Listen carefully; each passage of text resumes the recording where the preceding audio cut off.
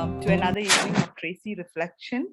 We're so glad that all of you could join us this evening to discuss on an issue that is important now more than ever before. And our effort at Tracy is to promote Christian thinking and understanding and to encourage critical dialogue between the word and the world. And of course, even as we bring some of these issues to the discussion table, we are very well aware that there's a lot of coverage on these issues, divergent perspectives about these things out there from very good sources. And and all of you are have access to it at your fingertips, to your liking and to your choice. But nevertheless, at Tracy, we still bring up these topics to our discussions table because we think at Tracy that as God's people, we need to bring some of these issues to our conversation table so that once again, we will create greater awareness within the church and also try and encourage one another towards involvement, maybe display models for others and efforts. So that is our effort, that sometimes when we bring these topics so that we will motivate and inspire one another. So once again, here we are with this theme on job loss today.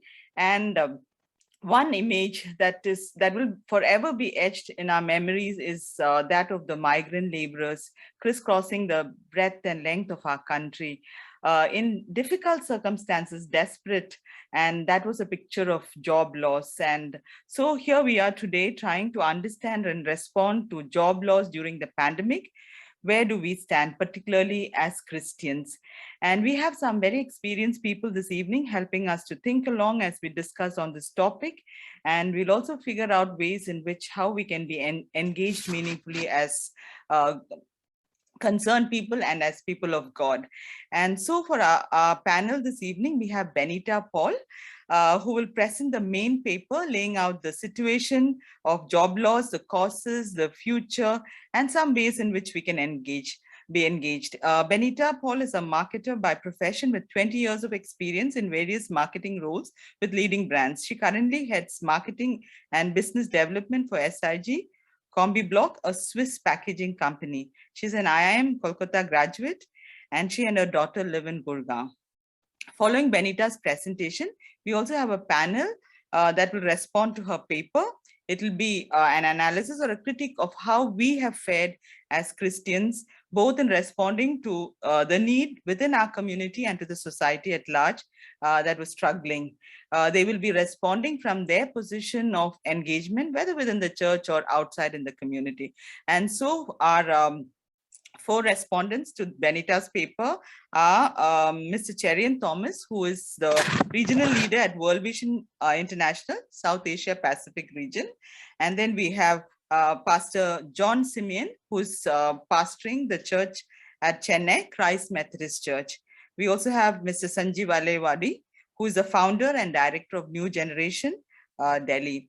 And finally, we have Mr. George Thomas, who is the executive vice president of ESAF Small Finance Bank, Thrissur, Kerala. I want to welcome each one of the panelists and Benita as well to this evening. Thank you so much for your willingness to come and share your perspective and your experiences here with the Tracy audience. And thank you for sparing your time and taking the effort as well. And we are looking forward to listening to what you have to say and understand on how we can be engaged as God's children.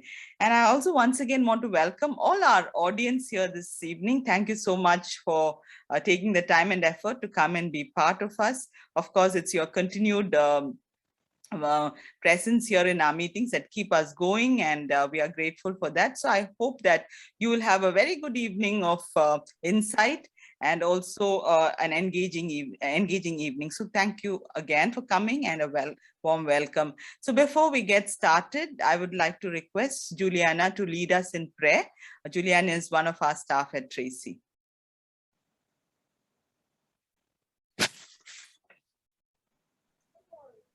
Yeah, let us look to God in prayer. Gracious Heavenly Father, thank you for this time and this wonderful evening, Lord. We come before you this evening as we gather in your name, Lord, and as we are about to engage in our Tracy reflection this month, Lord. We come to you this hour to seek for your guidance, Lord, and wisdom as we begin this meeting, Lord. Bless and guide us speakers this evening, Lord, and help us engage in meaningful discussion. Help us, Lord, so that we might be able to understand better, and so that we may be able to engage engage and respond to them according to your plans, Lord. Committing, Lord, all of our we would also like to pray for this evening's discussion, Lord. May you be with the speakers, Lord, as well as the participants, Lord, so that none of us will face any roadblock, Lord, and we will be able to engage in uninterrupted and meaningful discussion, Lord. Committing all of our time and our plans, Lord, and our session this evening into your hands, in the name of our Lord and Savior, Jesus Christ. Amen. Thank you, Juliana. I'll now give the time to Benita. Please, Benita, you can take the time now for your session. Thanks, Bonnie. Uh, it's really my privilege to be able to speak here because, when Bonnie asked me for the first time to speak on this topic, so I just told her that really I don't have any major experience to speak about this. Maybe you should be talking to someone who is in HR or someone who really understands economic trends and the macroeconomic, scenario that is happening. So maybe someone like that would be better positioned to actually speak about this, because this is a very complicated topic. Unemployment is not a it's not a one-time phenomenon, and it's a it has many repercussions which have been happening. And but then what Bonnie told was that, this is more to just facilitate a discussion and to help us to start thinking in this direction. And then I thought that yes, it does make sense, because this is a topic that does impact society at an overall, and it has an impact on each of us, whether we realize it or not. And that's what, when I started doing the research for the paper and actually started working on it also, there was much that I learned. And I hope that a little bit of it is communicated in the paper. And I hope that the discussions forward, and I'm sure that the panelists who are there would throw much more light on what is happening, and the discussion would be much more engaging. So I'll start by sharing my screen. Do let me know if you can see my screen right now.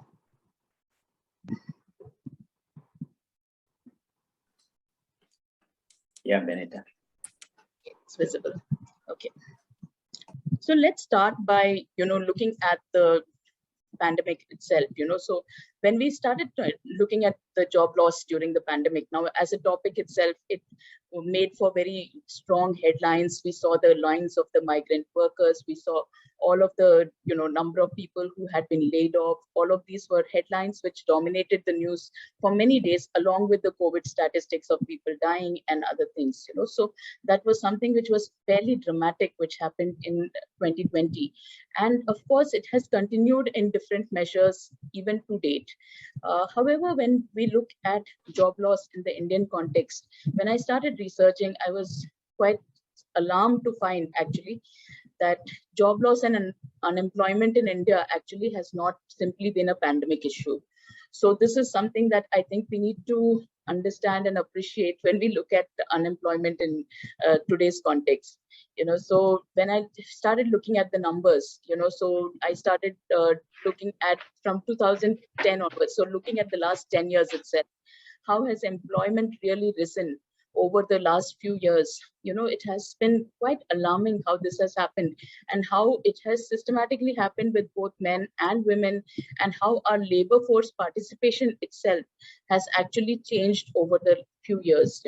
So this is extremely concerning, because first of all, we've had lesser people participating in the labor force, while our population has been growing at a certain percentage. Our employment has only grown at 60% of the rate of population growth. Now, this means that only, we are employing fewer number of people than we are growing the population by. So that means that lesser number of people will participate, and so there will be more unemployment as things go on. So when we looked at unemployment over, even the last 5 years, so one big hit for for employment was when demonetization happened. So there we saw a huge rise and a big spike in unemployment, which happened, where the unemployment rates went up from around 5% to about almost 12%, and they stayed there.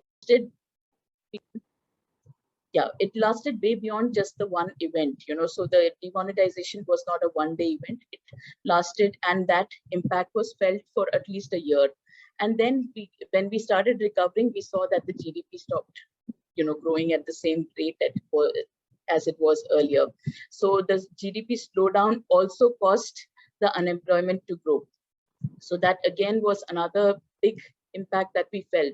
And then came the lockdown, so the lockdown immediately spiked the unemployment figures. We saw that unemployment going up to about 28%, almost 26, 27%, which is what happened in urban India, especially. We saw this phenomena catching, and then rural also immediately followed. And then, that spike stayed with us for almost about 3 months till the first lockdown settled in. And then once things started almost getting back to normal, when we saw, by about January, we saw that things were settling down. December, people started reporting, jobs are almost back to pre-pandemic levels, etc. But then again, we had the second wave. And once the second wave hit us, we saw unemployment again rising up to about 15 to 16%. And this again remained for a while. And now again in September, we've seen that the numbers have come back to a certain stage where we would say that, unemployment is at around 8%. So when we look at this overall scenario, the numbers mask a lot, so when we look at these numbers, sometimes we might say that things are actually back to normal and things are back to the pre-COVID time, but that is not true. There's a lot which is happening under the surface. So first of all, I think we need to understand how is our workforce really comprised. So when we look at India, our workforce largely comprises of, so if I look at the overall scenario, we would see that most of our workforce actually is people who are in the informal sector. So the salaried employees actually form a very small part of our workforce. So if we see formal regular wage workers, there would be only 9.7% of our population which is engaged as salaried workers. The remaining are actually informal workers. And that is a huge thing for a country, because then these workers don't have any security of jobs, first of all, and they also don't have any social security whatsoever. So this is the 90.3% which get impacted by anything that actually happens. Any phenomena which hits the economy impacts them directly. Of course, the formal wage workers also have a lot of impact, and we will see that in the in the slides ahead. But this is, first of all, this is one thing that really concerns us, that there are so many people who really don't have any sort of backing as far as the formal workforce is concerned. The second thing that also is very interesting is the fact that our unemployment rate has always, been high, especially with the educated. So when we look at people who are illiterate up to primary, middle, etc., you see that the employment is still better, but the unemployment rate actually spikes when you look at higher secondary graduates and postgraduate and above. The rates of unemployment are extremely high.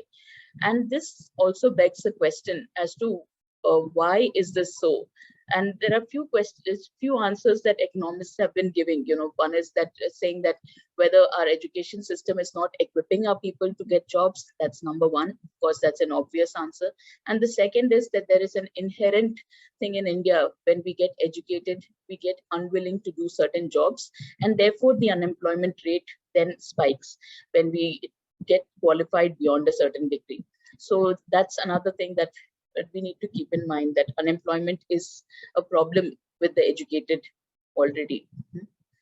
We also have been dealing with legacy issues. There has been a poor rate of creating employment opportunities. So as a country, we have not had the best rate of, creating opportunities for entrepreneurs or for for people to come in with jobs, etc. We also lack employment security. So there is no social security or benefits that we get on unemployment. We also have no social protection for most of the country's population. Yes, there are many schemes that the government has launched. There are many discussions that are happening in the public domain, but the quantum of relief is actually small, and therefore for an individual, it's not enough to sustain them or to actually help them in case of an unemployment situation. And of course, we spoke about the fact that education is not translating to employment. And that's a huge issue which we are dealing with anyway. So in this context, then came COVID, so we were already grappling with all of these issues, and unemployment was already a problem. And then COVID came in, and it's estimated that more than 100 million internal migrant workers actually in India had hardship due to COVID measures. And this was because of the sudden lockdown which was pronounced. And then, we had all of the people trying to scramble to get back to their homes. And then, of course, if you look at the urban centers are very hostile to people who are migrants. So this was the major concern, that the migrants found themselves nowhere because the employers had nothing to offer them, the city had nothing to offer them, and there was no food available, and they had no respite. Actually, they were forced to actually get back to their homes in whichever way they could. So more than 100 million people at this stage. It was one of the largest exoduses in modern history that we can think of. Actually. So following the pandemic, there were two ways that, there were two types of job loss which happened during the pandemic. The first one was temporary job loss. And this was primarily because, at the time there was a temporary closure of workplaces, movement restrictions, etc. Then the lockdown actually came in place for the first time. The 27-day lockdown actually immediately because many of the casual laborers, even 22% of salaried jobs were lost at that point. 18.9 million people actually lost their jobs. In the informal sector, however, we saw that in this period itself, from March going on till August, we saw that while the salaried jobs went down by 22%, we saw that the informal jobs actually increased, which meant that people went back to their villages and they were not getting paid for what they were doing. So this is non-salaried employment, which actually went up. So people went and actually were doing farming, etc., but they had no salaries. So there was no security that they were getting. So it became more precarious for them. The employment situation was not something which could sustain them in terms of livelihood. The young were affected the most, 19.6 million people. When I say the young, I mean people below 30 years of age. 19.6 million of them lost their jobs. Overall loss of jobs in this period was about 11 million people. So 11 million is if you can think of the population of New Zealand, it's more than the population of New Zealand actually, when we look at the overall loss of jobs that actually happened. So just thought of, bringing it to life with one small case example, So if you look at this young man, he's 25 years of age. He was working in Gurgaon with a Maruti OEM manufacturer. Now, we would call his job loss actually a temporary job loss, because he lost his job when the factory was shut down during lockdown. He went back walking to his village near Meerut. He returned in July 2020. But however, at this stage, now the company was only hiring through a third party. So his job, which was earlier with the company, now became a third party job. And now he's working 10 to 12-hour shifts. Earlier, he was working only an 8-hour shift. Third party doesn't pay him any overtime, And earlier he was living alone and was planning to bring his family from the village soon. And however, now he's reduced to actually sharing a room with 2 other people, and his family is back at the village. So this is the state, even of people after temporary job loss, when they got their job loss, the quality of job that they got back, or the quality of life that they got back after their jobs were regained, was not exactly the same as what they had before the pandemic. So as I mentioned, the type of employment changed for many people. From full-time permanent jobs, they moved to temporary third-party roles. So there was a loss of job security, loss of employee benefits. Many of the urban salaried actually then were forced to become self-employed. So when I say this, I mean that, when we talk about self-employed people, so it could be someone who was working in a company, now had to actually start his own business as an Ola driver, or someone actually had to register on Urban Clap and had to start picking up temporary gig jobs instead of being permanently placed with one organization. So then, of course, their salary was no longer fixed, and they were dependent on what they could earn on any particular day. So this is something that was a large phenomena that has happened. The other big impact has been on women. So many women who were salaried employees exited the workforce. So I'll talk about some of these statistics in the slides ahead, but women have been one of the biggest groups which have been impacted.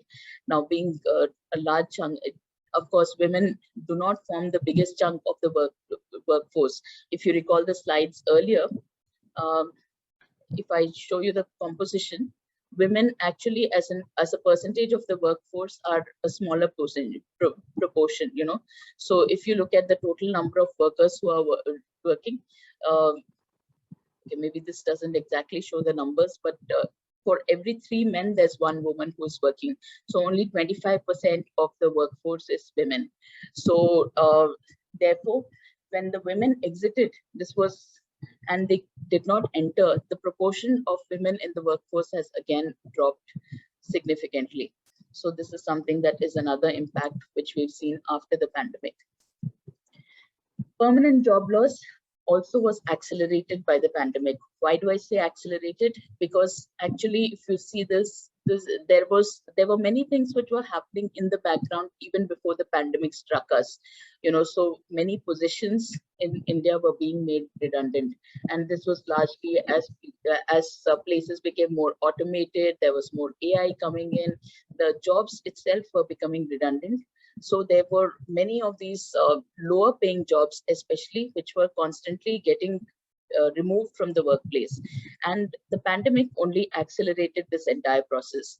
Of course, some of the workplaces also closed on a basis.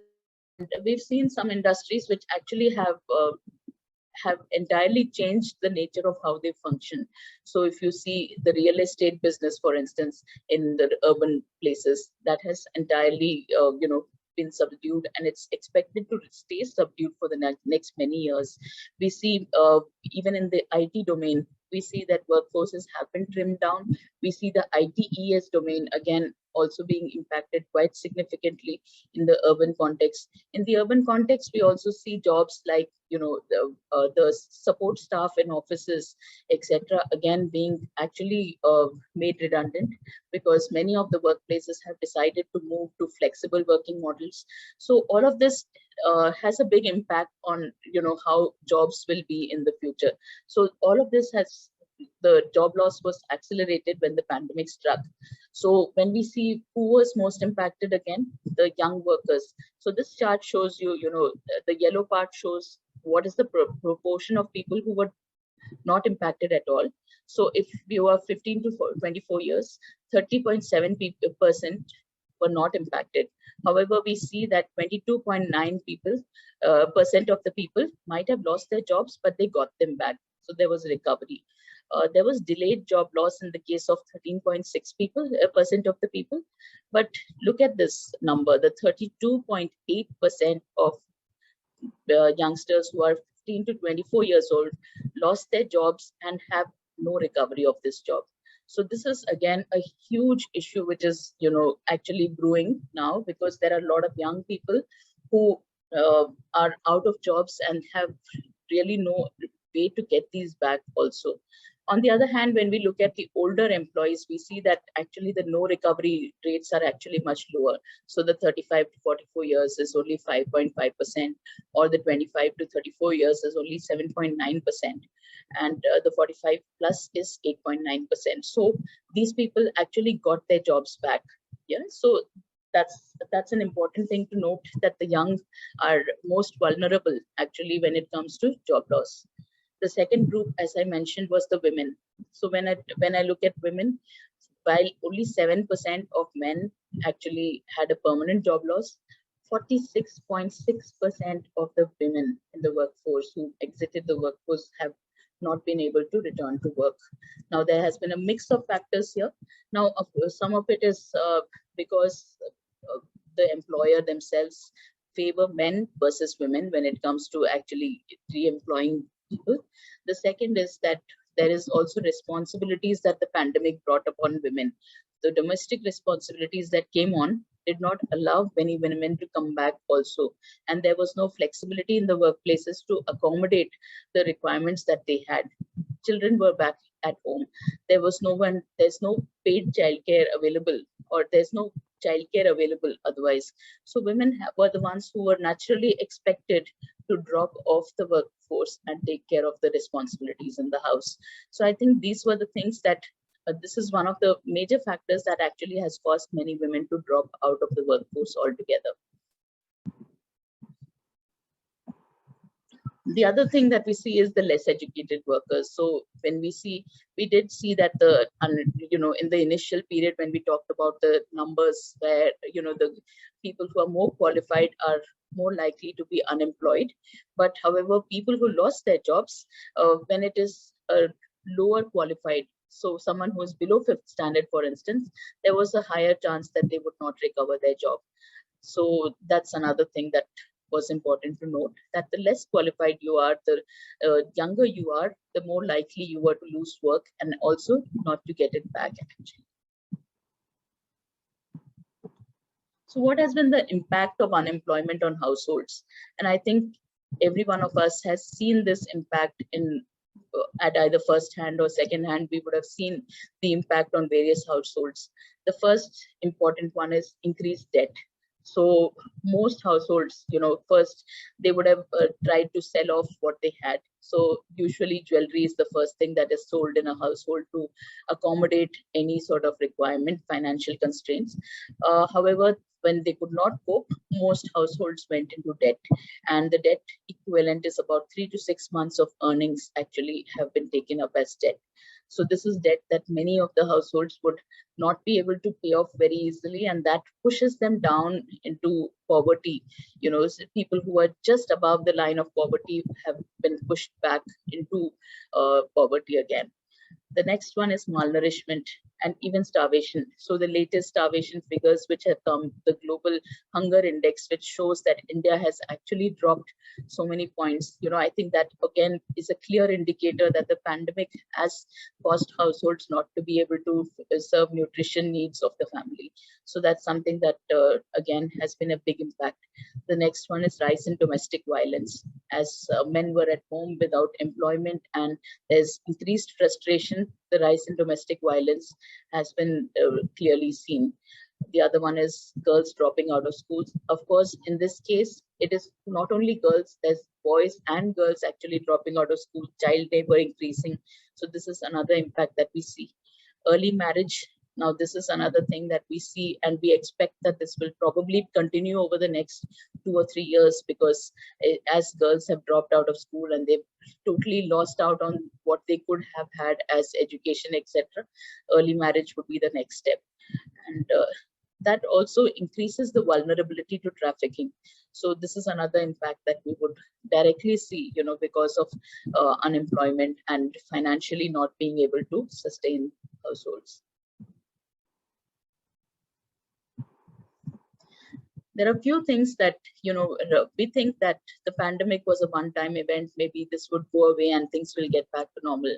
However, this has there are few changes which have happened, which will not go away quickly. So the one thing which has changed is the rise in remote work.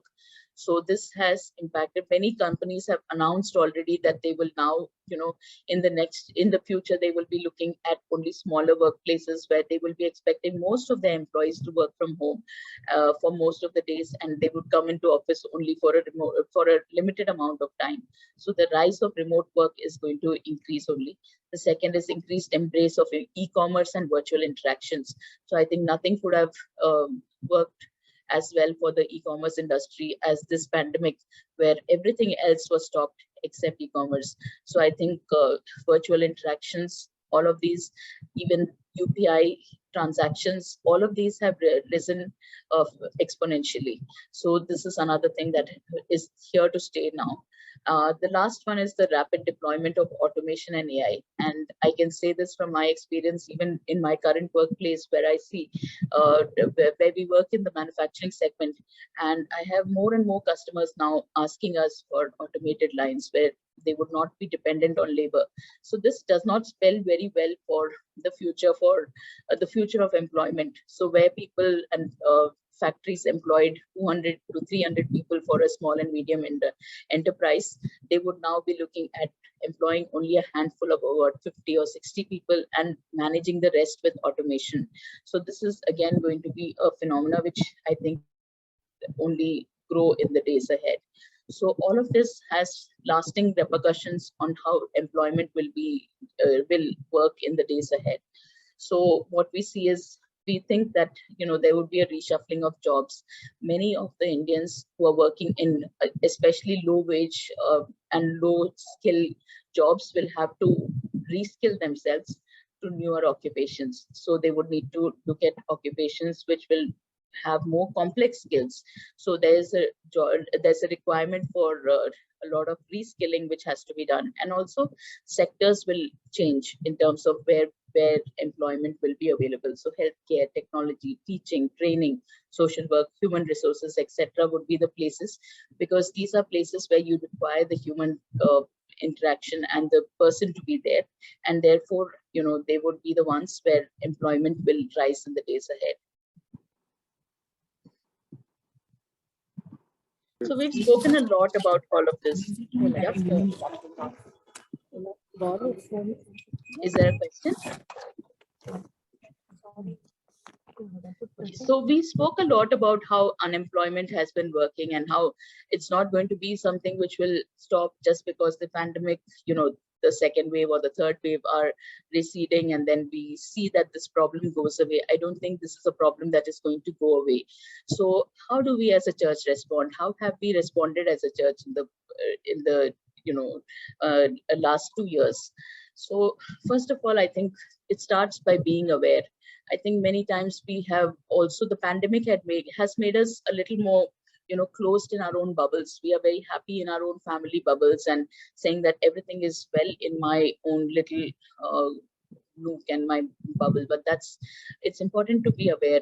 All is not well, so job loss is a reality, and this could strike anybody. And today we might be employed and we might be actually quite comfortable, but this could strike anybody, and anyone in the church could be impacted. And the person who actually goes through job loss would require support to deal with it. And we need to be aware of that and be willing to support at the time when they require the help.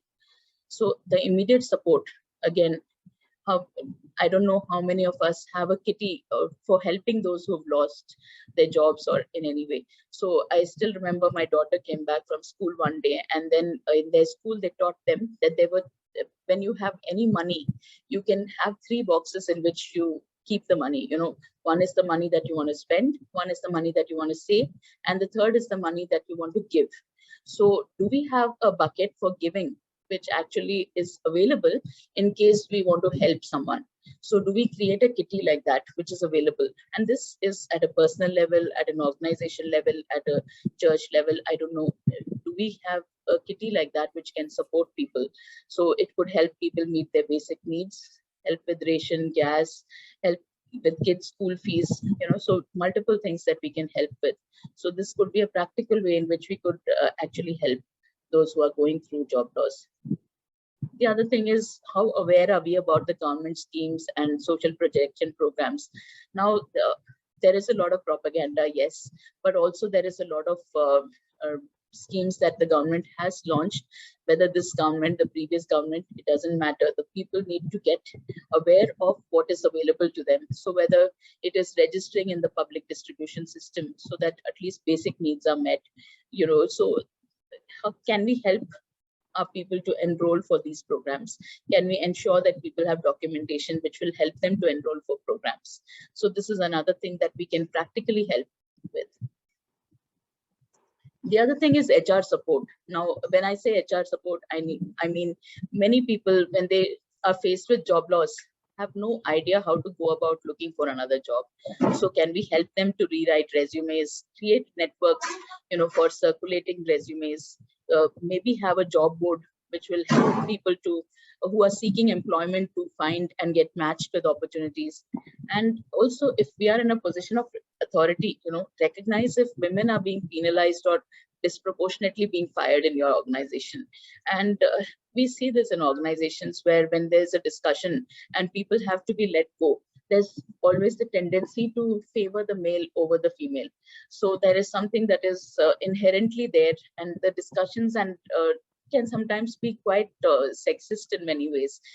Usually it's said that, she is actually, the whole family is dependent on this man's salary, but her salary is, she has her husband's salary to fall back on, so those are the type of discussions that we hear sometimes. But can we call out such behavior and ensure that we stand up when required to ensure that equal treatment is given? Also, there are many back to work programs which are now being launched for women, and can we educate ourselves about these and help women to register on these, especially if many women have been out of their jobs for about 2 years or so. They might be eligible for some of these back to work programs, and we could help actually get them on these. So HR support is something that we as a body, as a community, can actually support with. The other thing is another thing called jig jobs. So I think the Americans made the word jig sound very frivolous, but if you see, a lot of India actually still exists on informal jobs. And now we see that these informal jobs are now getting, aggregated in many ways by different platforms. So, so if you see Swiggy, Zomato, Amazon, etc., all of them have made delivery possible. So young, educated men, you see many of them now working jobs, delivering things. Now, this may not be the best solution, but at the same time, it gives them employment, and it actually is fairly reasonable in terms of compensation. The other one is driving. So Uber, Ola, Meru, all of these again could be options for people who are looking for temporary employment, or even looking at it at a long term as an entrepreneur. Online tutoring is another thing that could be thought of. We could look at other service aggregators like Urban Company, etc. Encourage people to register on these, encourage them to not think only about getting jobs through the job portals and looking at only jobs the way we traditionally looked at jobs. So I think this is important because it also takes the pressure off people, because as soon as they at least get some money coming in into the house, the pressure is not as high as it is if you have zero income when you're waiting for the next job to happen.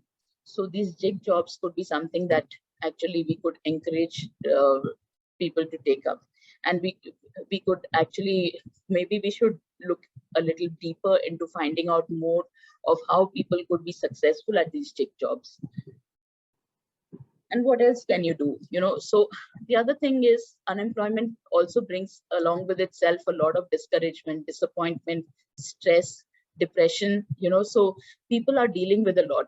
So especially someone who's lost their jobs, they are dealing with a lot, and so are their families. So I think it's very important for us to pray with them, spend time with them, help them and their families to cope and get through this difficult time. We may not always practically be able to help them, but yes, we can be there for them, and that's extremely important. The other thing is, I think, recognize that this can happen to anybody.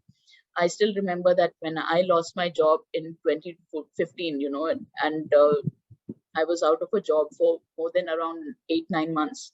And it was extremely difficult because I certainly had no way that I knew how to actually handle this entire situation itself. I was not prepared for it mentally. I was not prepared for it financially. And I think we had a lifestyle which was not conducive to being out of a job. So it's important to recognize that, we need to save first, simplify our lifestyle, save as far as possible, have some months of money in reserve when you can. It takes an average of about 6 to 12 months to get back a job. So encourage people to actually look at this today in this context where everyone wants instant gratification and we want everything to be there with us immediately. We tend to overspend rather than save. So I think we need to think back and think and look at how we can actually start saving more. And I think there's much more that can be done practically. And I think there are many ways in which, of course, the church has responded. And I'm sure that the other panelists will be mentioning many of these things. But our objective of this paper was to first make us aware about the situation and to also outline some of the things that we could do as thought starters. So that brings me to the end of what I wanted to present. So, yeah. Thank you, Benita. Thank you for taking the time and effort to put together all of those details and the numbers and some stories behind that, the reasons. In fact, when we look at the whole presentation, the need is really huge. And we feel so helpless looking at the whole thing. But definitely there have been people who have actually reached out, helped, little as they may be, they have helped, or they have reached out, whether as churches or as individuals or as organizations. And so that is where we would like our panelists to respond to the paper that you have presented. So I call on Mr. Cherian Thomas to make his first response. Our panelists will be responding for 5 to 7 minutes each. Yeah, Mr. Cherian Thomas. Yeah, thanks, Bonnie. At the outset, let me compliment Benita for her paper, which was a very concise and succinct summary of the impact of COVID on employment, and also outlining some suggestions for how we could respond. But there are some very important points here, and that's important for us even when we articulate a response. The fact is that if you looked at the paper, the unemployment levels rose from 2.2% in 2011-12 to 6.1% in 2019, which is pre-COVID, which means that this is not so much a new problem. There was an acute problem, but there will continue to remain a chronic problem of unemployment. And that's something that we need to be mindful of. And that will influence the way we respond as well. One of the reasons which economists attribute to this is the fact that the manufacturing sector, which otherwise has been in the development of any country, a very large component of where people get employed, has been unable to make a significant contribution in India's economy. We've actually leapfrogged from being an agricultural economy to being largely a services economy. And there are different reasons. Maybe we can take some of that during questions. But these are structural issues and they require structural changes and long-term solutions. But two things which really made the situation much worse clearly has come out in the paper, which was the twin shocks of demonetization and I would say the shoddy implementation of GST, which we didn't really mention. But these are two particularly bad events which have made it much worse for the informal sector, which is actually the largest component of employment in this country, and for the small and medium enterprise sector. And several of them have actually shut down even before COVID, and COVID only made it much worse for them. The package of economic measures which the government has announced has a lot more of indirect measures rather than direct measures. And indirect will always take time. So while it is good that in the long term, these indirect measures will hopefully steer the economy in the right direction, in the short term, there is going to be a far more acute crisis. And that's something that we need to remember.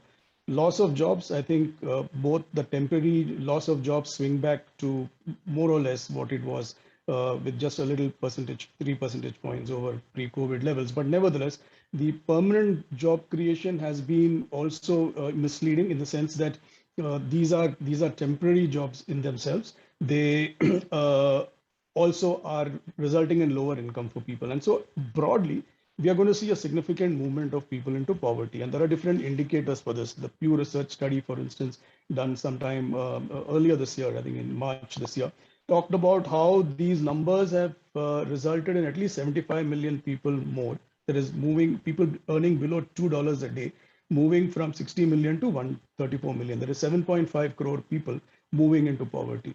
And even more, if one were to use a different indicator, and that's an indicator which has been recommended by the Satpathy Committee, which has been used by the Asim Premji study, and that's also, again alluded to by Benita in her report, actually talks of a minimum of 375 rupees a day, which is actually the minimum wage level that was recommended by this committee.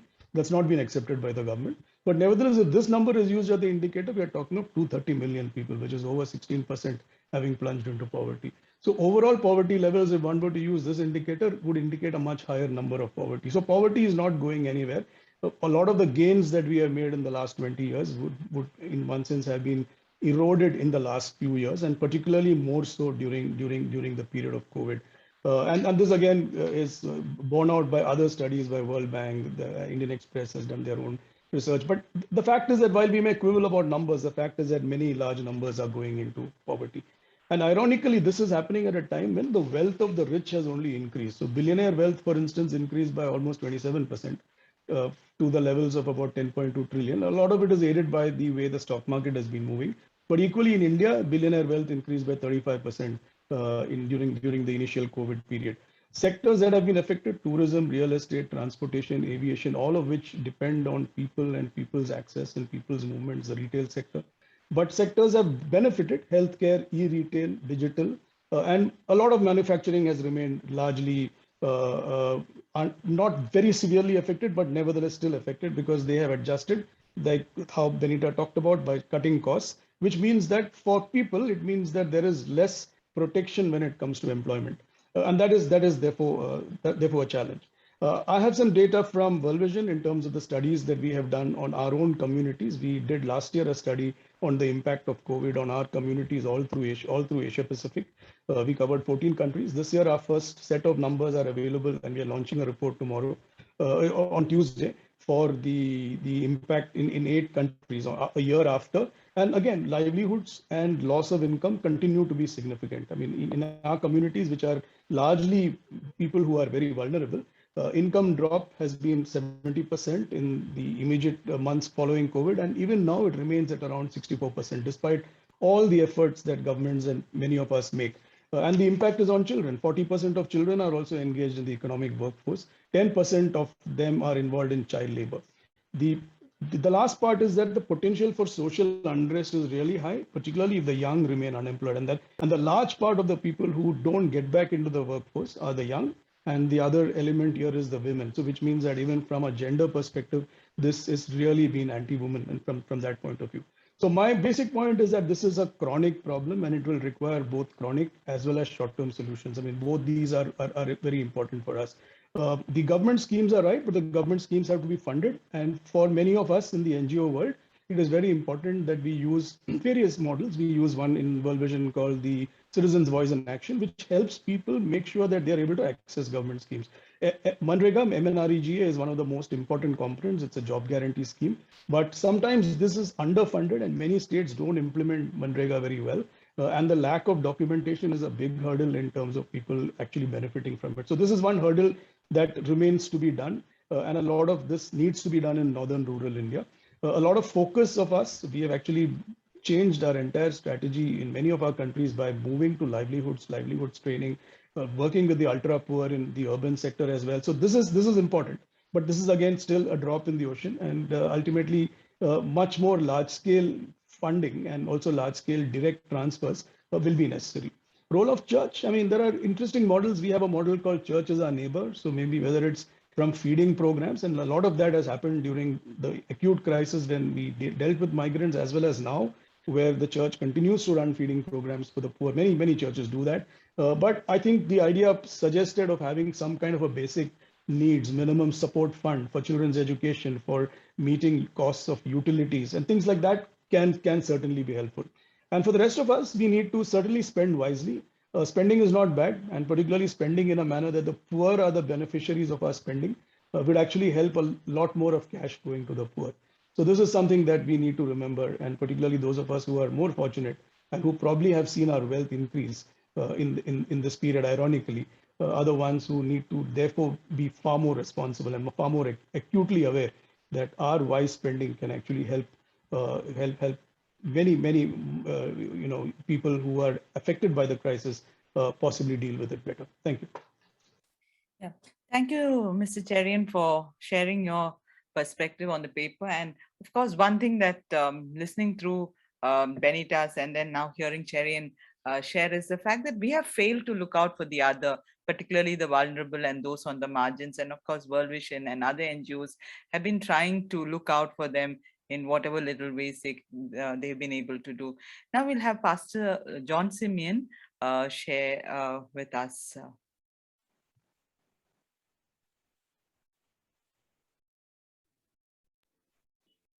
Okay. Thank you very much. I want to first of all thank Benita for her paper. For me, this is a totally new kind of subject, but it's quite interesting to know that especially some of the pie charts were very helpful for me to understand the impact that COVID-19 has had on different categories of people and the job losses that have been created, and some of them will never recover. Now, we didn't all look at all those kind of things when we started at Emmanuel Methodist Church, right? I can talk as a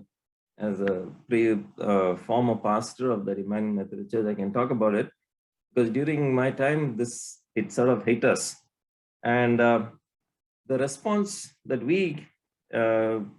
of the church was a result of the vision of the church.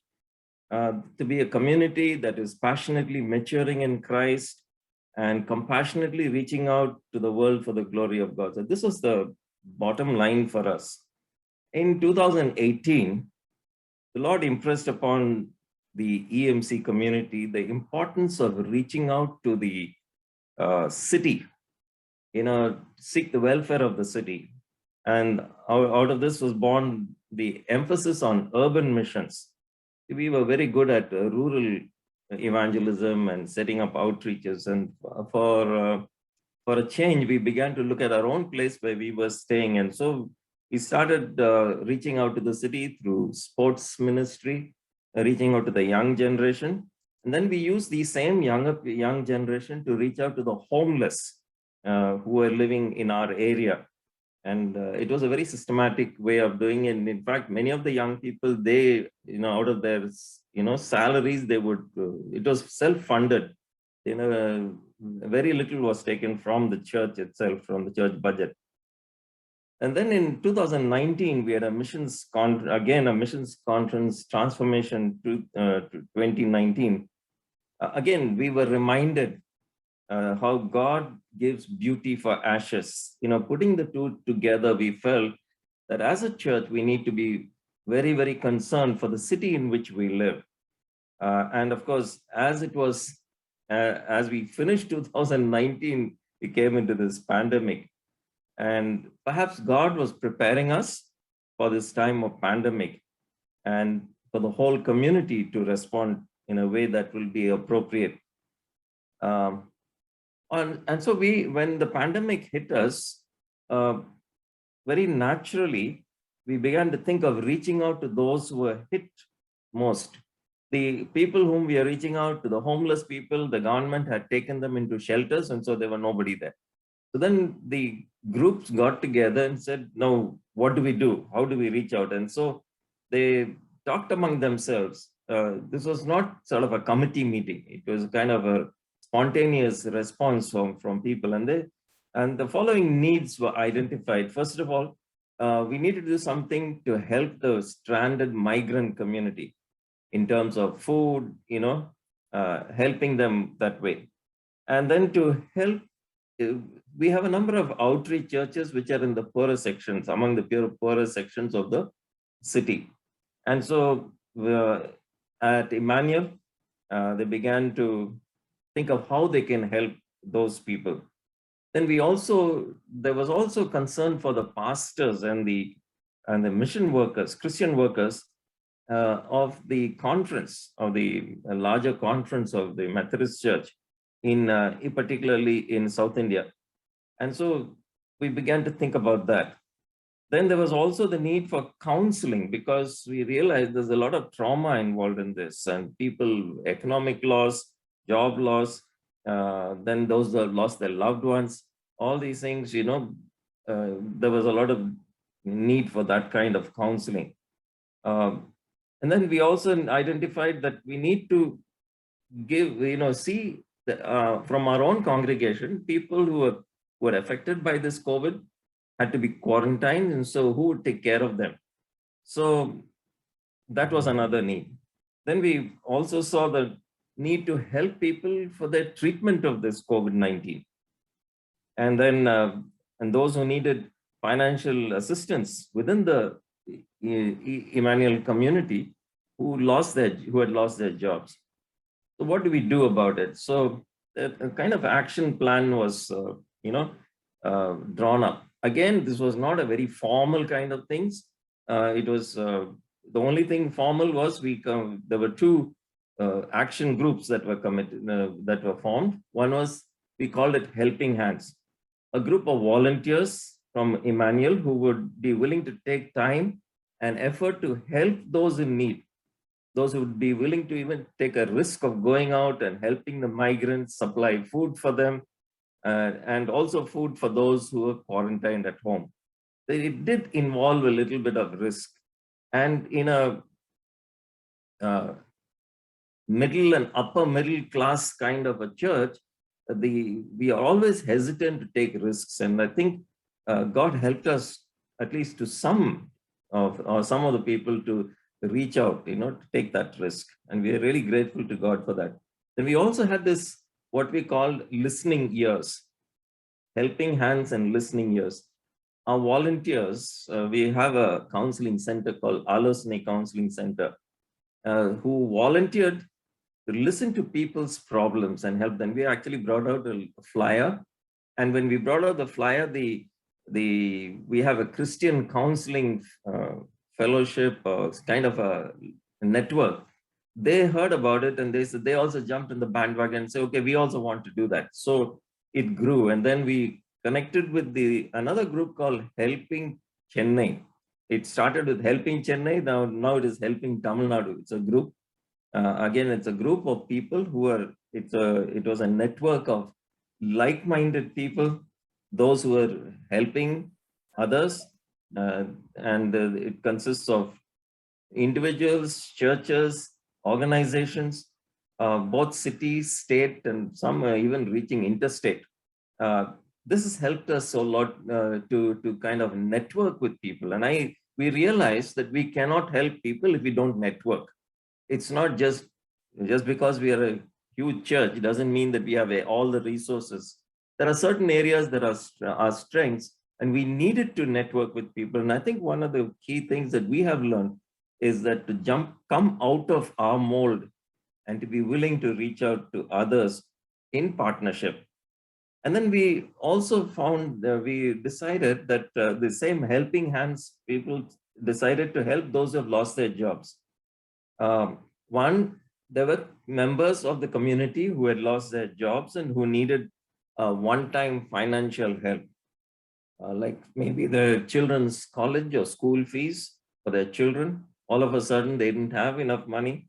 Then for the treatment of this COVID, some of it is very expensive treatment, or loss of a family member, or when someone lost, we sort of pitched in and said, okay, they're not able to take care of their, even for funeral expenses. So we created a fund for that. We called it COVID Response Fund 2020, and then later on we extended 2021. So people very generously gave towards that. It is over and above what we would normally get, and we praise God for that. And out of this fund, we were able to take care of a lot of these things, like dry rations, to outreaches, to migrant workers, and much of it was very spontaneous. And what we discovered was we had to decentralize it, not wait for committees to meet and pass laws and resolutions. We felt that If there was a need, meet it, we will ratify it later. And the pastorate committee was very, very, gracious in allowing that to happen. So are these groups like Helping Hands. They were very, very, flexible. They were very quick to react. Another thing that happened was this inspired individual families to take up responsibilities, not as a part of these Helping Hands. They might have been there, but they themselves took the initiative. They looked for people who needed that kind of help, like food supply. And it's kind of a thing that starts, it only takes a spark to get a fire going. It was something like that. And so we give all glory and honor to God and praise to him. And, people, there are some things that Benita, you address that we probably need to look at it in terms of how to get jobs. And also for the government aid, there are schemes in the government. I think we are very hesitant to look into those kind of things. Perhaps we need to network with organizations like World Vision, Justice and Hope, and some of these organizations who are into these schemes, who are aware of these schemes. Perhaps in future, that will be a great help. And I'll pass it on to pass on these information to the church where I come from, where I was pastoring. And I'm sure this will be a blessing. I was really a little scared to even talk about, all of you talking so many technical things and figures and, Brother Cherian, I think you scared me, scared. Thanks so much for this opportunity to share. And all that I can say is, because if a church has a vision, God prepares the church to respond in the appropriate ways within its own limitations. And the most important thing we learned is networking. We cannot remain within our own little local churches and our own denomination. We got to look out. We got to, join hands. And we have learned quite a bit out of this, and we need to thank God for that. Pastor, thank you so much for your sharing this evening. I think, of course, we need to hear numbers and analysis, but more than that, we also need to hear what you are doing, the church is doing. It is so very encouraging, because very often we are very quick to blame the church, but we're really grateful to God that there are many churches who are doing their bit, and it was so good that you could come and share with us. And I think right through the COVID times, we did keep hearing of the good things that Emmanuel Methodist Church was doing. And of course, it's under your leadership that the congregation responded to it. And it's also good to hear about how the vision was translated into action, and not just at the time of crisis, but right earlier, you began nurturing your congregation. And we are so grateful to God for what God has done through you and through your church. Thank you so much for sharing. Now I'll give the time to Mr. Sanjeev Ailavadi to take for his response. I just want to echo what the other panelists have said. It was a very well-researched and thought-out paper. It was excellent. But just like Reverend John Simeon said, I too was quite frightened as a pastor after hearing a marketing analyst, and then after that a finance analyst who's working with World Vision to be able to, to actually follow up on them. I didn't really know what to say. And so what Bonnie said was music to my ears when she said that it's the qualitative, not just the quantitative, that matters. So I hope that I can, look at things as well. Now, as you rightly pointed out, according to several studies conducted, one of which we did last year, a major issue that has emerged during COVID times has been joblessness. And joblessness has been increasing very, as you said, from 2011 onwards, but 2014 has been the time when it started to even increase further. And it's been there for a long time. And the fact that the migrants are going back home, the pictures have been etched in our hearts, in our memories. And many of us, at least most of us, would never be able to forget that. Now, in terms of when we did a study last year, on the migrant community. We looked at the migrants, we looked at the social workers, we looked at heads of organizations, the NGO sector, we looked at HR consultants and HR managers, and had focus group discussions with them, collected a lot of data. And it was not just one picture of joblessness that we were looking at, but we're looking at the entire picture. How has this community, the migrant community, been affected? How has the informal sector been affected? And we learned that in terms of marginalized communities, the lack of skills and resources for alternate livelihoods for both men and women, there was no alternate skills. And so as a result of which, they had no alternate employment that they could go for. And that led to desperation, that led to increased debt and to extreme poverty. That led to a high rise in stress-related disorders like depression, feelings of alienation, violence, substance abuse, and even, unfortunately, suicide. Lack of access to affordable healthcare, large bills from private doctors, crazy bills from you're hearing from the slums in Delhi, right? Insufficient nutrition levels of pregnant and lactating mothers have also had a major impact when there was no income in the house. Loss of jobs meant the family was locked in the home, and as you mentioned, it spilled over to increased reports of 11 times more of domestic violence and sexual violence in the family, and definitely of child sex abuse also, as the families were locked in with the oppressors. Now, as women lost their jobs as well, that led to great disempowerment in the family. Their mobility was constrained, as they carried the greater domestic work, children's care and education, as Benita pointed out, they were unable to return to work. So resultantly, there was an increase in child labor, trafficking for children for sex. Men and women have, also some women have also been forced to become sex workers by their husbands in order to supplement the family's income. Workers returning to their jobs are forced to accept even more exploitative conditions. So joblessness led to a great number of other problems, as we can see. And I'll just show you a chart which I would like to share.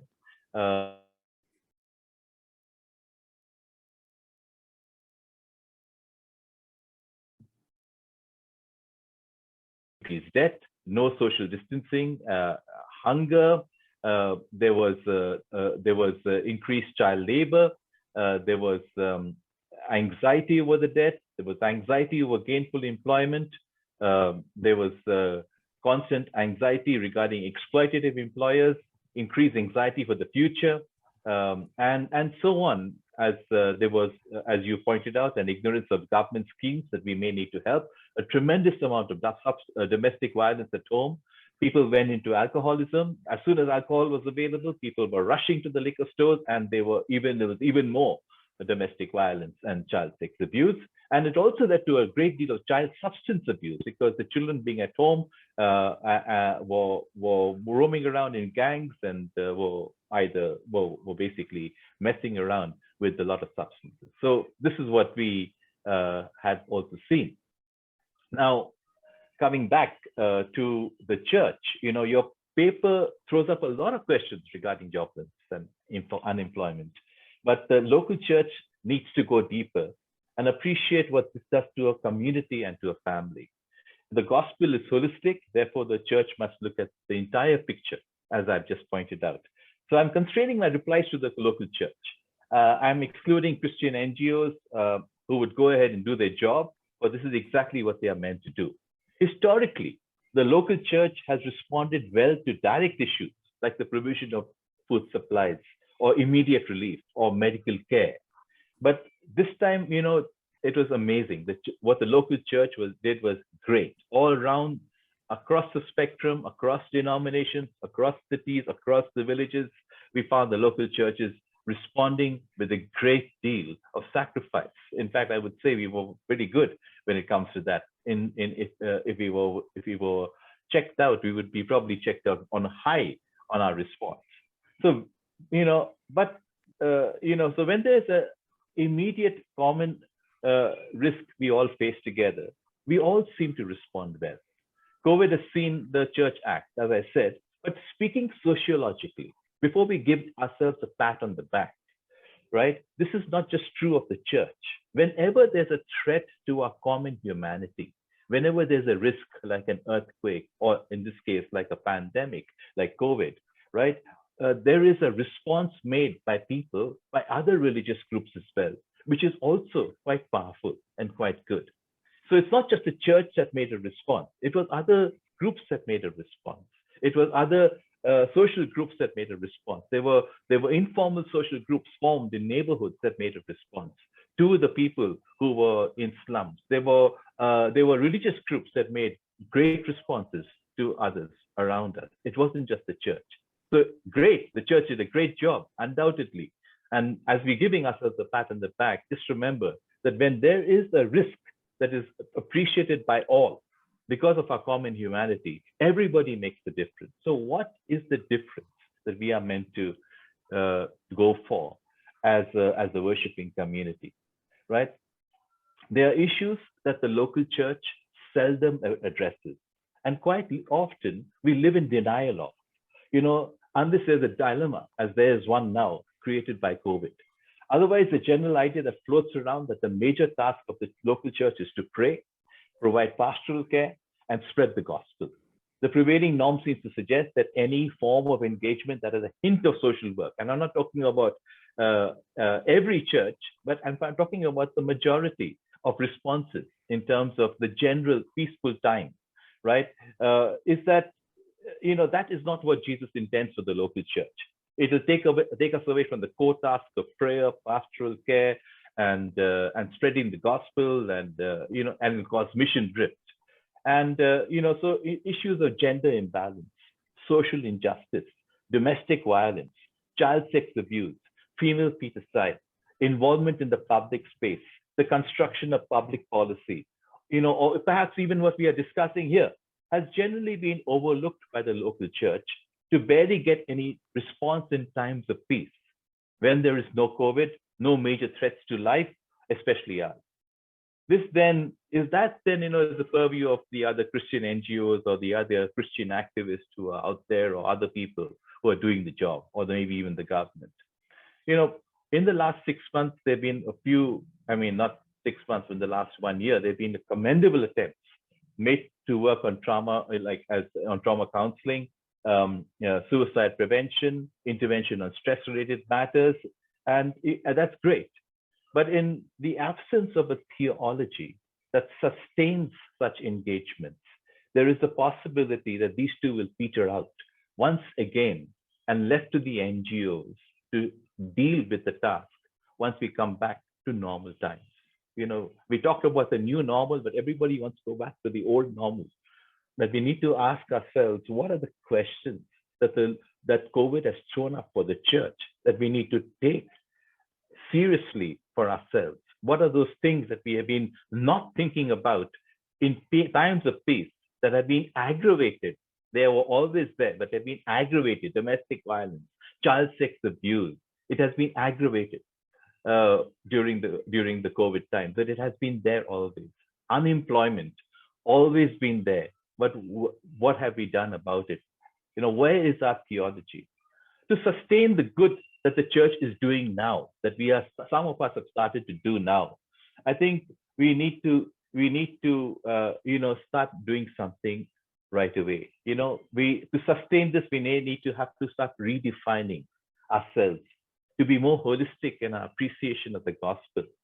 Such redefinitions can come through teaching on the pulpit, because that's one place, the hallowed place, where we do not mention sex or sex abuse or pornography, because after all, that is not what and parents and children are sitting there. How can we talk about these matters when they're embarrassed about what the pastor is saying? But we need to deal with those issues. We need to talk about what is happening behind locked doors in the church itself, the domestic violence that is very much there, and the child sex abuse that is very much there, right here in our own backyard, before we start dealing with it outside.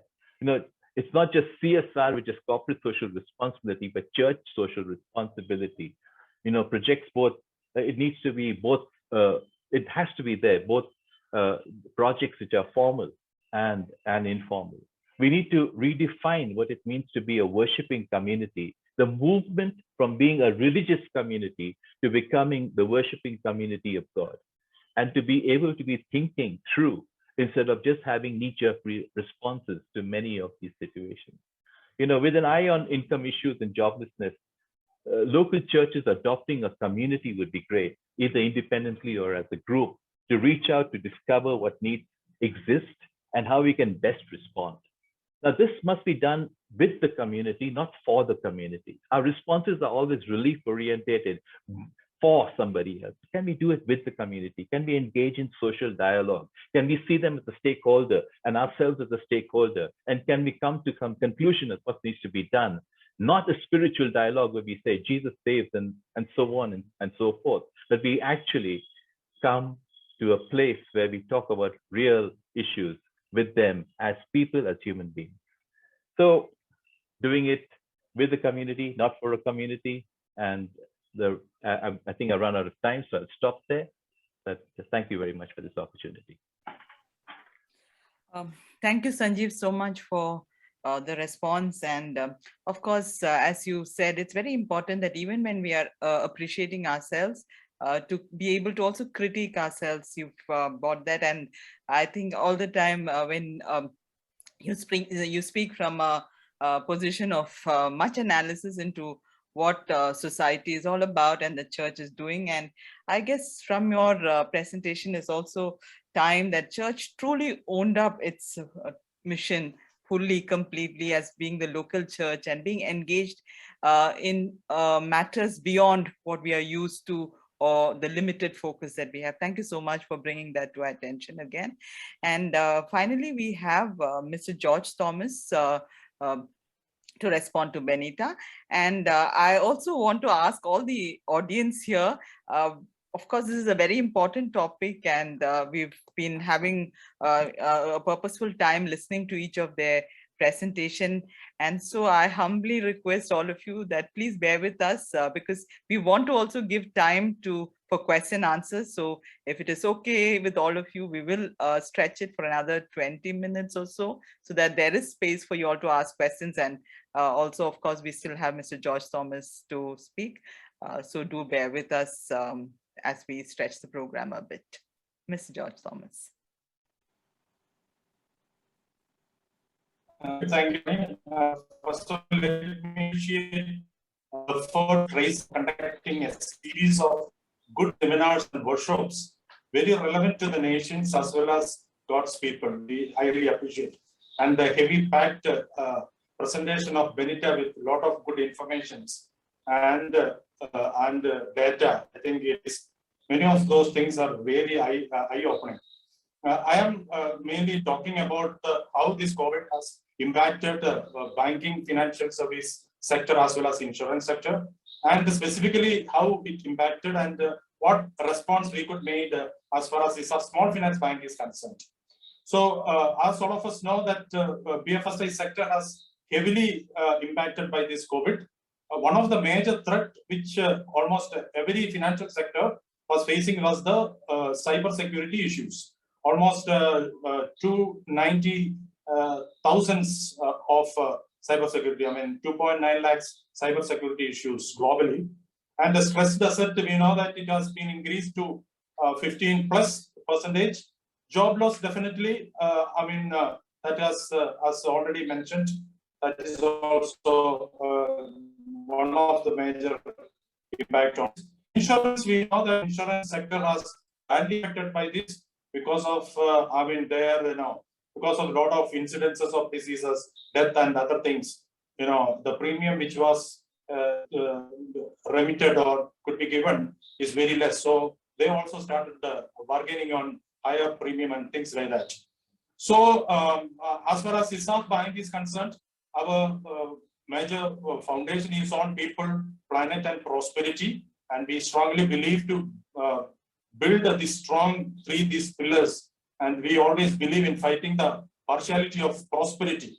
So, we have categorized the entire, operations of banking operations into 4 capital. One is human capital, definitely, which has been now talking about HR and related. Second, we consider as relationship capital. That is our customers.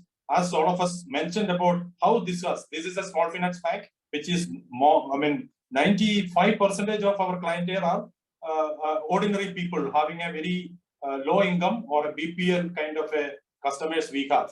So we have got around 5 million, 50 lakhs, families having a small income and the average ticket size of 30,000 rupees. So that relationship capital has been severely affected.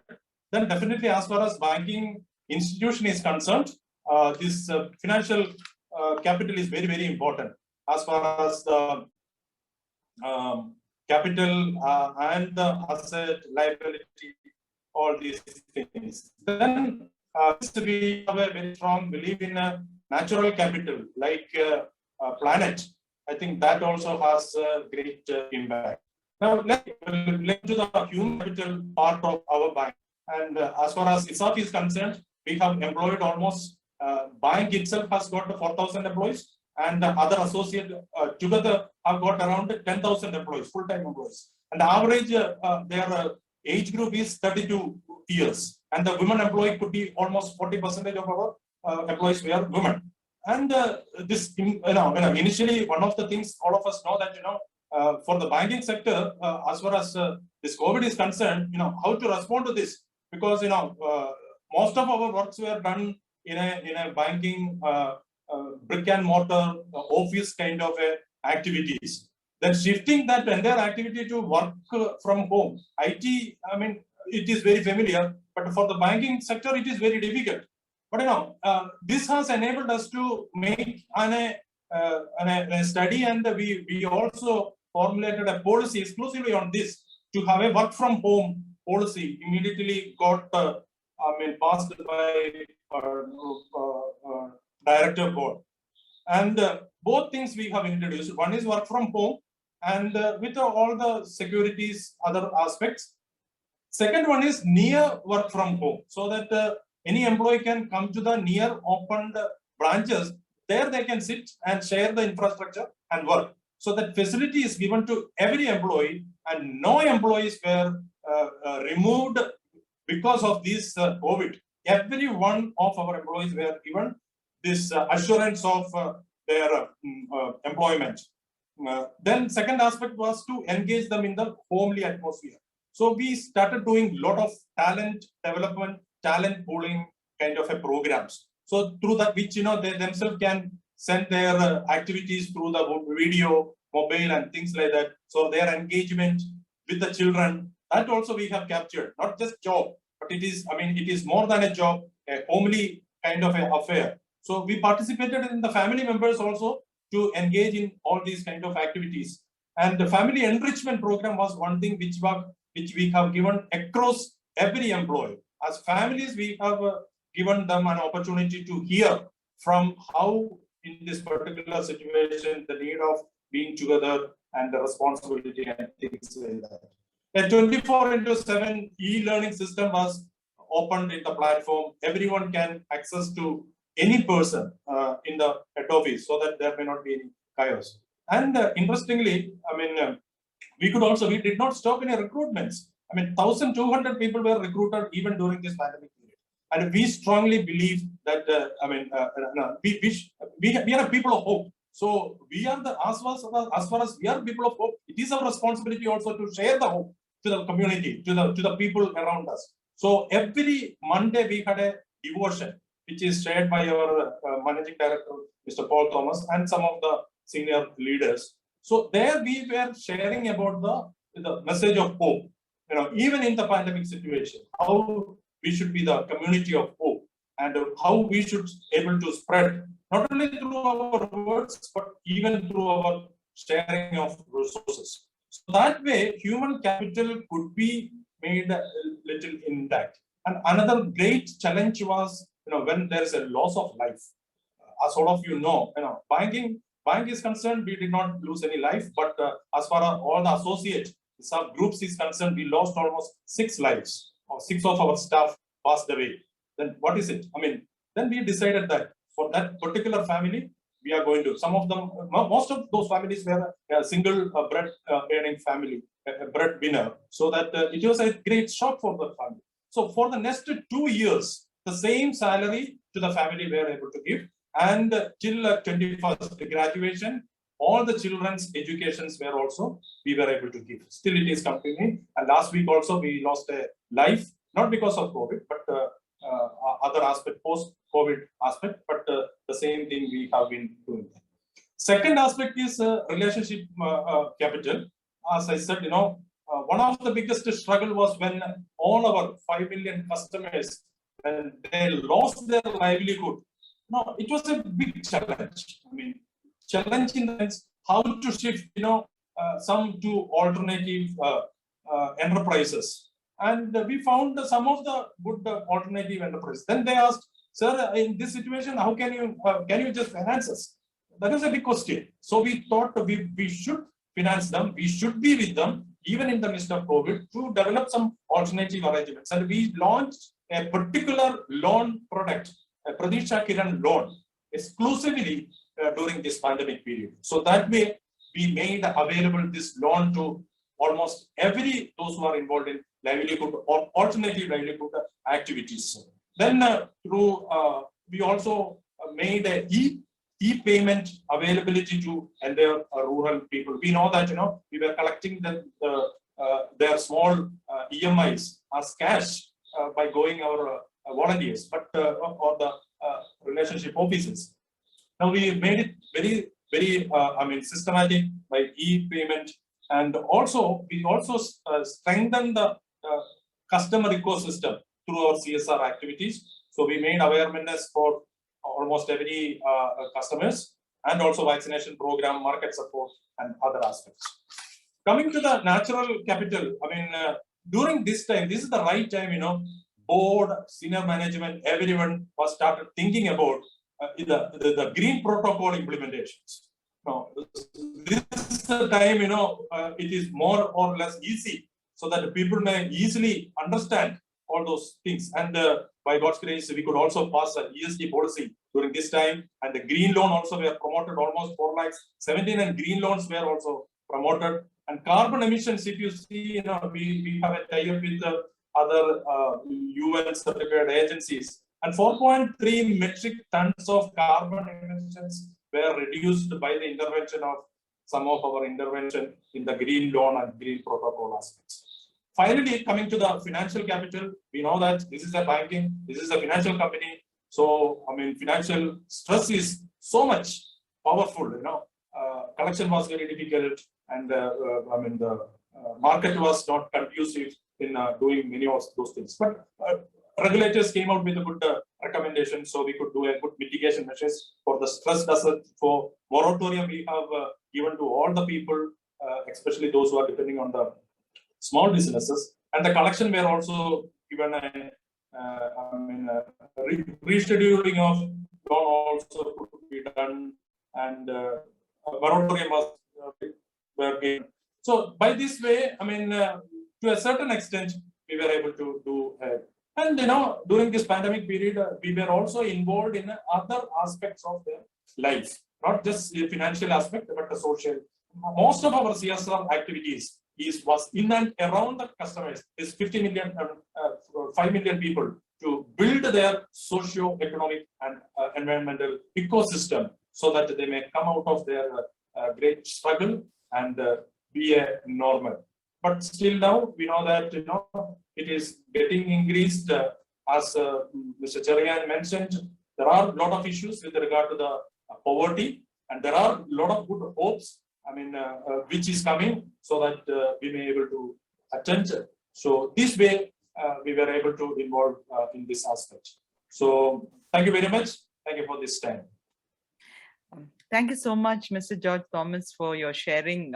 In fact, it's very encouraging to hear ESAF's numbers and the number of employees and all that you've done, and to think that it's just a small group of, evangelical graduates fellowship from Kerala who in faith started it, and how much it has grown. And of course, it throws much hope, and also to listen to all the things that you all have been doing over this time.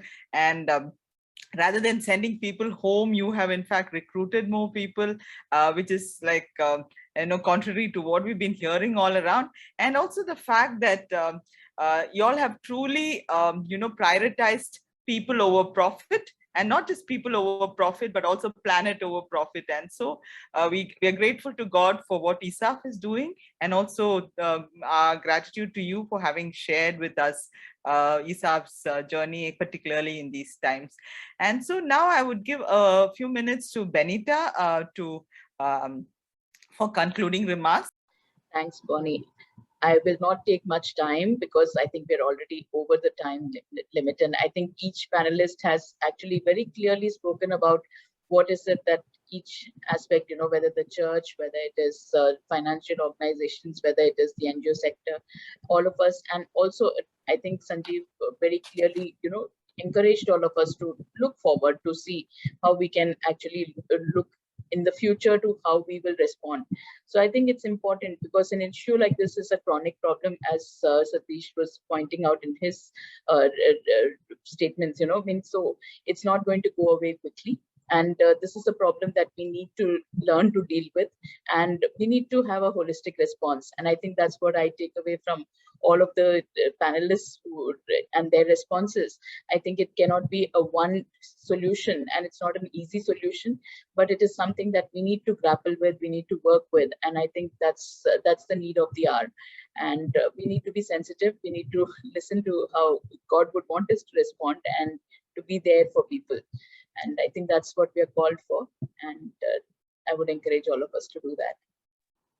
And thank you so much, Benita, Sanjeev, Pastor Simeon, Mr. Cherian Thomas, and Mr. George Thomas, for giving us your valuable insight and learning over this period to our audience here. And there's much for us to take back. And of course, the hope is that our reflections don't just end with passing on knowledge, but it will inspire and motivate us to engage in our local places wherever we are. And may God continue to enable each of us to take the pain that is there and be meaningfully engaged with the community and society around us. And so thank you again to our panelists, as well as to each one of our audience here. Thank you for the time and the effort that you've taken to come and listen. And if there is any way in which Tracy can help in any way, we are willing, and we can look forward to some kind of informal conversation later to see how we could also intentionally help in facilitating some of this financial literacy or any such thing that is possible in the future. So thank you again. And now may I request Sarah Larson to please close this meeting in prayer. Sarah. Thank you, Bonnie. Let's pray. Father, as we listen today, and as we recognize, Father, the suffering that has been there with the COVID pandemic, Father, and that so many people have suffered from jobless or losing their jobs, losing their livelihood, starvation, and everything that comes with that, Lord. Our hearts are broken. And we are so concerned, Father, for this nation and for the people in it, Lord. And I just pray, as Bonnie also was saying, that let what we've heard today and what we have, what has been shared, Father, that it will not go us by, that it will not just be numbers and it will not just be facts, but Father, it will be words that are written on our hearts, Father, that you will bring out, Father, in us passion, that we will act, Father, we will together move to bring healing, to be that hope, Father, that the church is meant to be in this world, Lord, and to bring your kingdom. Father, I think that as we stand with those that are suffering in not only from the pandemic, but in so many different ways, Father, suffering, as we listen, as we join them in the suffering, Father, that you will bring out the perseverance that comes with that. And out of that comes character, and out of that comes hope, Father, that we will be people that speak hope that is so grounded in you, Father. There is hope that is for life, for a future in you, Lord. And help us to be people that really engage with the reality around us, not living in denial, not just reacting when something happens, but are people that are planning and strategizing and with vision and passion move together to bring your kingdom amongst us, Father. Thank you so much for all that we've heard today, and for you moving and working amongst us, and the body that you have set, the local body of the church, and the church naturally in India as well, Father, and the call you've given to us to be your people and be salt and light in this time. Thank you, Jesus. Amen. Amen. Thank you so Amen. much, Sarah. Thank